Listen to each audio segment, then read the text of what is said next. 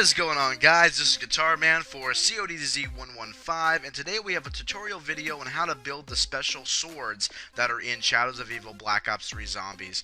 Now, the first thing you're going to want to do is go to the Footlight District, and you're going to want to go up into the train station and actually ride the train from the Footlight District to the Waterfront District. Now, you're going to be looking out the window for these special symbols that are in the buildings, actually in these red windows.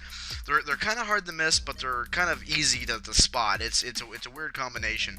So if you're looking out the window towards the buildings, you're going to catch two symbols going from the Footlight District to the Waterfront District. Now, the symbols that you're going to see in this video are going to be different than the ones that you're going to see in your gameplay. So they're all random. There's actually tons of symbols that they can be randomized as.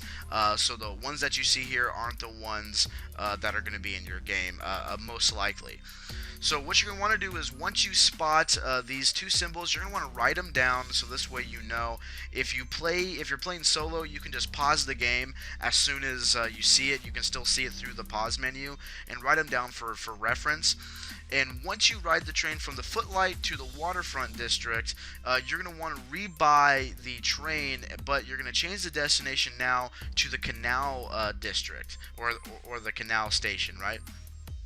Now, you're going to look out the same side of the window, and you're going to see a brand new symbol towards the end of the track, and that's going to be your third symbol. So there's three symbols in all. Make sure you hit them, and make sure you write them down so this way you know. The next part of this is going to go into Beast Mode, down into the Rift, and what you need to do is, on this door here, you're going to see the symbols, and what you need to do is shock these symbols. It doesn't matter what order that you shock them in, as long as you hit the right symbols. And remember, there's going to be three symbols, and you shock them, and this door is going to disappear, and you're going to pick up this egg. It's actually the Apothicon egg, and once you pick it up, you're going to need to charge up this egg 4 times. If you're playing solo, you need to go to each one of these statues that I'm going to tell you and charge up the egg with roughly 12 zombies. It's somewhere between 10 or 12 zombies that you're going to want to charge the egg up with. If you're playing with more than one person, if you're playing with 4 people, 3 people, 2 people, each person needs to charge their individual egg 4 times at each of the statues. So let's talk about where the statues are. The statues are going to be under the Ruby Rabbit. It's going to be under the Footlight District building, like sort of overpass thing. The third statue is going to be in the back room of the Waterfront. It's kind of a hidden area, and the fourth one is going to be in the Rift. Now, I suggest that you do the Rift one last because it's the easiest.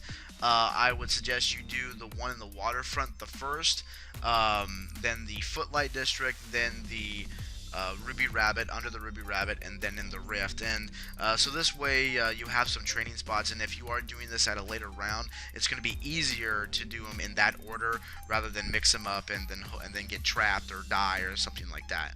So you know when your egg is done when it starts glowing. You might hear a sound to let you know it's done, but the surefire way to know is if you see it glowing. And once you see it glowing, all you need to do now is take it back into where you got the egg in the first place. The egg will go into the sword, and you can actually pick up this brand new, like, badass sword, and you can shock zombies with it. You can do lightning strikes and take out the zombies that way. But it's a pretty good a secondary weapon. If you're trapped, you can just, like, you know, hit the bumpers, because it is like a specialist weapon. You can hit the bumpers and you can just start slashing zombies, and hopefully you can slash your way out of a place that you're trapped in. But the sword's cool. We have a video coming up to how to upgrade the sword, so stay tuned for that. If this video helped you out, please like and subscribe. I'm Guitar Man, and I'll see you later.